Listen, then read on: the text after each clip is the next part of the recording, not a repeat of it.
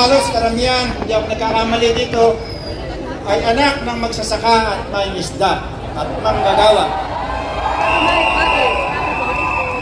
Sa inyo ko ikukumpisal ang kawalang hiya ng putang ng gobyerno.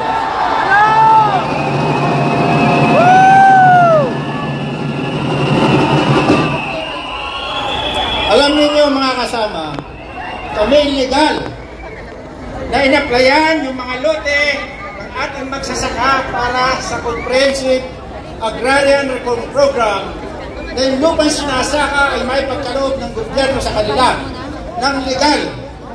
Pero mahigit na 10 taon mga kasama, putang na, 10 taon na pabalik-balik.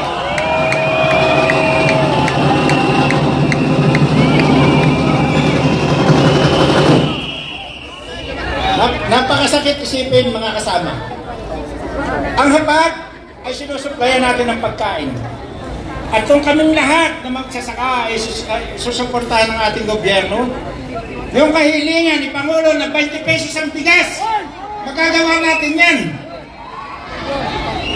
Kaya lamang ang nangyayari mga kasama ganito. May departamento tayo ng DAR. Mga kasama, tandaan nyo yung DAR.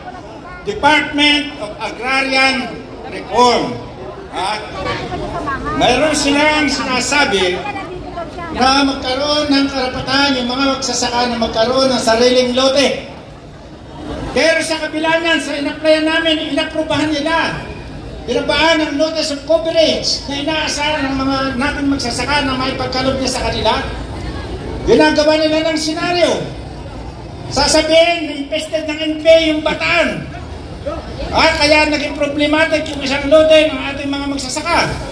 Pero sa totoo, hinaharang nila yan at iaahinte nila sa mga mayayaman. Yan ang larawan ng Maribeles. Buong Maribeles.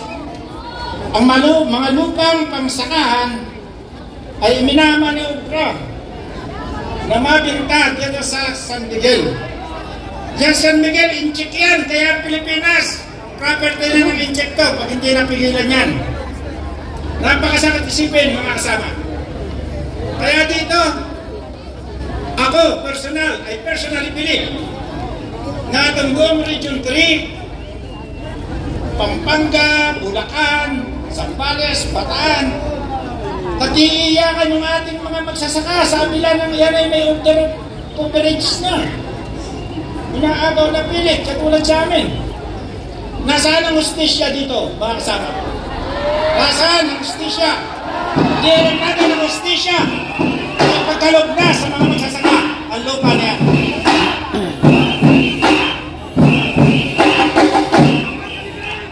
At kung hindi magagawa mga kasama, naniniwala ako na sa buwatang PBBM at yung sekretary ng DAR. Kilala niyo yung sekretary ng DAR ngayon? Sino? Sino kung kilala niyo?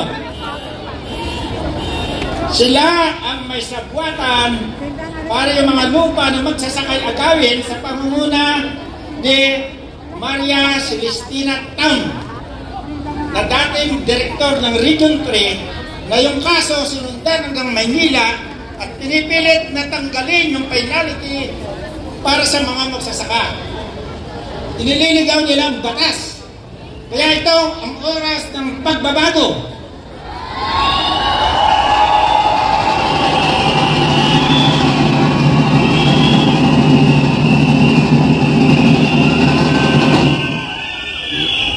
Alam niyo mga kasama, nakakasaya na naibabahagi ko yung problema ng Region 3 magsasaka sa ating lahat dito. Dahil kung walang may show, sinong may tapang? Sinong may tapang? Tayong lahat ang matapang, mga kasama.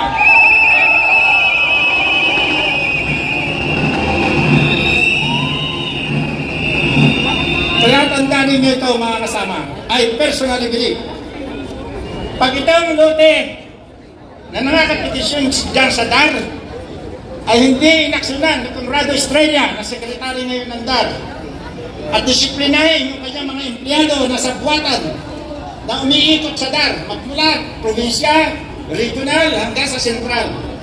Yan po ay Saradong sabuatan sa anomalya. Kaya kung sino man sa inyo ang nakapanood sa Region 3 ng mga magsasaka, kuhanin nyo rin yung mga problema nila. Kung ano to sinabi ko sa inyo, yan din ang sasabihan sa inyo sapagkat nakakasama namin sila sa lintik na opisina na yan. Masakit isipin mga kasama. Dapat ang mga magsasaka, bahagi ito ng kabuhayan ng Pilipinas. Bahagi tayo. Eh bakit pinapahirapan? Bakit kailangan pabalik-balikin? Ang sinasabi ko nga sa kanila, nakalima sa kapos na kami nasira sa pagpapalog dahil sa lintik na departamento nyo. Pero pilit nyo inaalo sa amin at ibibintay nyo sa mayayaman. Gusto ko, questionin ako niyan. Gandar na yan. Para malaman. At kung hindi man, baka ipapatay ako niyan. Sila. Sapagkat nare-reborkar ang kalokohan ng mga empleyado ng DAD. Pero lubos akong naniniwala na sa Pangulong Duterte, pag-ibigyan ng katarungan, lalo kasi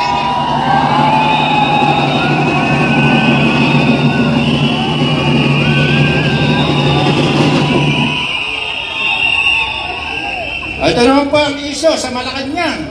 Sa ngayon ha, hindi pa lang nanilay Pangulong Duterte. Nagpa-file kami ng mga complaint sa Malacanang na yan. Ang dadalhin dyan, itutulak lang dyan nang walang investigasyon. Dapat sila na ang mag-investiga, yung mga attorney dyan, para makita ang katotohanan. Itutulak dyan. Re-repasuhin. Uuwi rin sa wala. Anong kasaysayan? Ang maisog lang, ang kinakailangan buhayin natin. Kasi,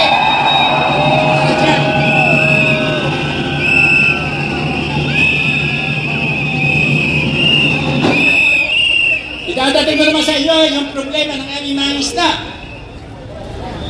Kami ang mga opisyalis ng mangisda at magsasaka, na kung saan yung ating magsasaka ay iminumulat din natin sa sistema ng palakaya.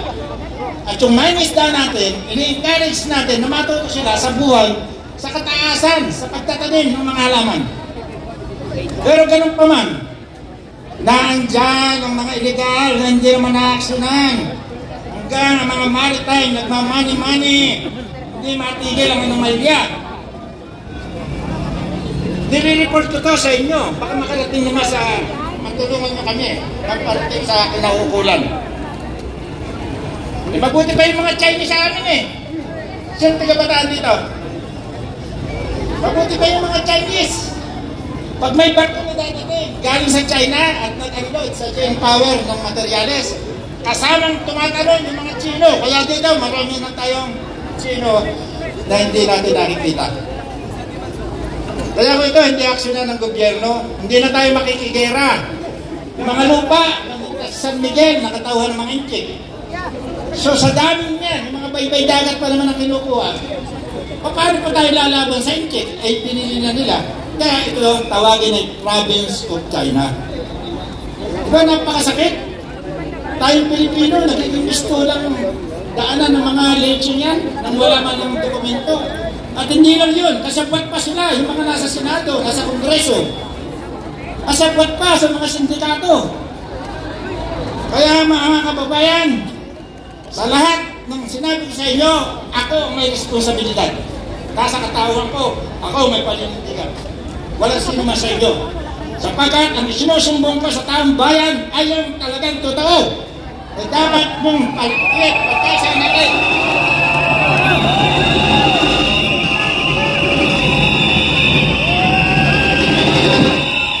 At siguro mga kasama, naiparating ko sa inyo ang kalahingan ng isang probinsya ng Region 3, yung Bataan. Pangasinan, Bulacan, Pampanga, daang hektarya na ang lupa ng Darjan na hindi na-expose. Kaya ako, ano ba na sinabi ko sa inyo, tandaan nyo, ako kung may pananagutan at walang sino na. Okay, paper-issue nila, ako na lang, walang iba. Pagkat kung walang magtitintik, mananatiling bulok at abusado ang gagawin nila sa ating mga kabarangay. Kaya mabuhay kayong lahat! Ayan po, maraming salamat Tatay Domingo Saraba, isang magsasaka mula po sa Central Luzon.